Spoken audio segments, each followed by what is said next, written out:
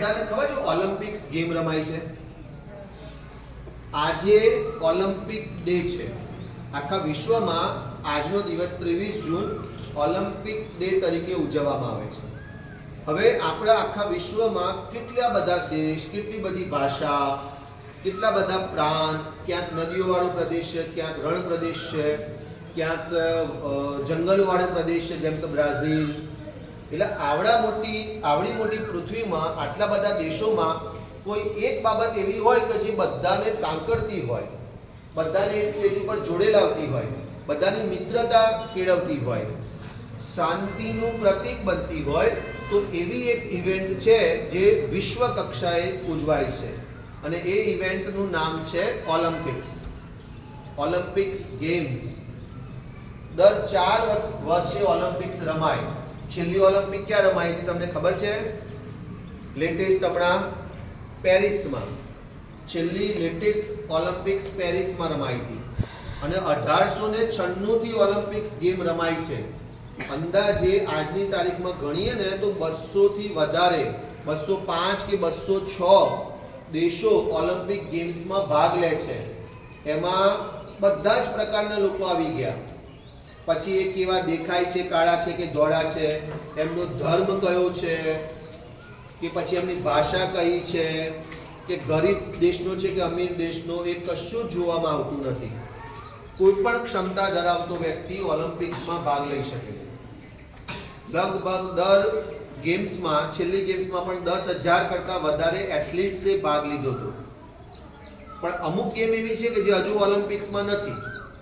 ખબર છે કોઈને? કોઈ એક્ઝામ્પલ આપી શકે સાહેબ આ ગેમ હજુ ઓલિમ્પિક્સમાં નથી?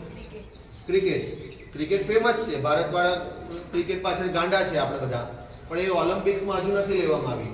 પણ ઓલિમ્પિક્સમાં હોકી છે અને ભારતને સૌથી પહેલો ઓલિમ્પિક મેડલ કઈ ગેમમાં મળ્યો હતો? હોકીમાં, 1928માં. હજી સુધી આપણે ઓલિમ્પિક્સના જો મેડલની ગણતરી કરીએ ને, કંઈક 37 કે 38 જ મેડલ આપણા દેશે જીત્યા છે છોકરાઓ. એનો મતલબ કે આપણે સ્પોર્ટ્સમાં રસ લેતા નથી.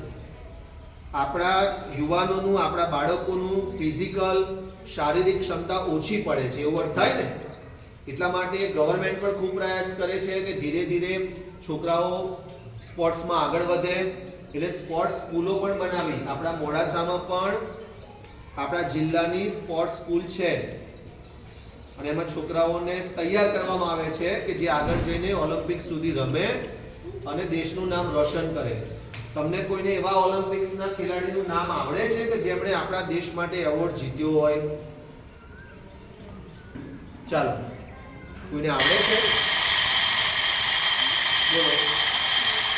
નીરજ ચોપડા. શું નામ છે? નીરજ ચોપડા. નીરજ ચોપડાને કઈ ગેમ્સ માટે ઓલિમ્પિકમાં મેડલ મળ્યો હતો? Javelin throw. બોલો તો નામ બધા. Javelin throw. સાદી ભાષામાં જે ભાલો હોય ને, એ ભાલો ફેંકવાનો.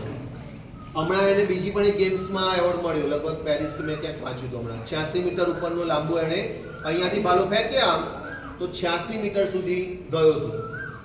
પછી મનુ ભાકર, એમને પણ ઓલિમ્પિક્સમાં મેડલ મળેલો છે.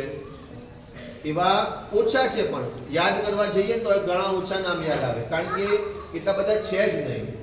એટલે તમારા ઉપર એ જવાબદારી છે કે સરસ રમો, શરીરને મજબૂત બનાવો, ખડતલ બનાવો. તમને કોઈ ગેમમાં રસ હોય, કોઈ પણ ગેમમાં રસ હોય તો એમાં આગળ વધો. એક્સ્ટ્રા ટાઈમમાં એને શીખવામાં અને એની પ્રેક્ટિસ પાછળ સમય આપો. સ્પોર્ટ અથવા તો રમત ગમત એ આપણા જીવનનો અગત્યનો ભાગ છે બેટા, ખૂબ અગત્યનો. મને ચાલવાનો શોખ છે, હવે હું સરસ ચાલું છું, ઘણું ચાલું છું, પણ ઓલિમ્પિક્સમાં ચાલવામાં પણ અલગ અલગ પ્રકાર હોય છે અને એની સ્પર્ધા થાય છે. દોડ હોય છે, 100 મીટર, 200 મીટર, 400 મીટર એવી દોડ હોય. એની અંદર તમારે ઓછા સમયમાં જે જીતે એને મેડલ મળે. ઓકે. અને એ જે ખેલાડીઓ હોય ને, એમનું ડાયટ, એમનો ખોરાક, ડાયટિશિયન આખા જુદા હોય. પછી એમની ટ્રેનિંગ, એમની જબરજસ્ત ટ્રેનિંગ થાય. ખાલી 100 ગ્રામ કે 200 ગ્રામ પણ વજન વધી જાય ને આપણું, તો આપણે ગેમ્સના આગલા દિવસે જો વજન કરે અને એમાં 100 ગ્રામ બી વધી ગયું હોય તો ડિસ્ક્વોલિફાય થઈ જાય. એટલે આવી ઓલિમ્પિક્સ ગેમ્સ આખા વિશ્વને જોઈન કરે છે અને 2037માં આપણી સરકાર એવો પ્રયત્ન કરે છે કે ઓલિમ્પિક્સ ગેમ આખી દુનિયાની ઓલિમ્પિક્સ ગેમ્સ અમદાવાદમાં થાય અને એની તૈયારીઓ અત્યારથી ચાલુ થઈ ગઈ છે. એટલે આખી દુનિયાના લોકો ભારત આવશે, અમદાવાદમાં આવશે, ખેલાડીઓ આવશે, એને કવર કરવા માટે મીડિયાના લોકો આવશે.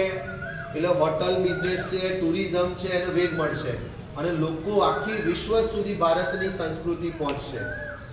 ઓકે બેટા, ચાલો નેક્સ્ટ ઓલિમ્પિક્સ ક્યાં થવાની છે? 2028માં લોસ એન્જલસ.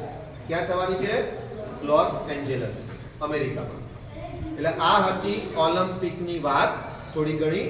અને આજે કયો દિવસ છે? 23 જૂન, ઓલિમ્પિક ડે. એની થીમ પણ નક્કી કરી છે, લેટ્સ મૂવ. એવી એની થીમ છે, લેટ્સ મૂવ. ચાલો, થેન્ક યુ.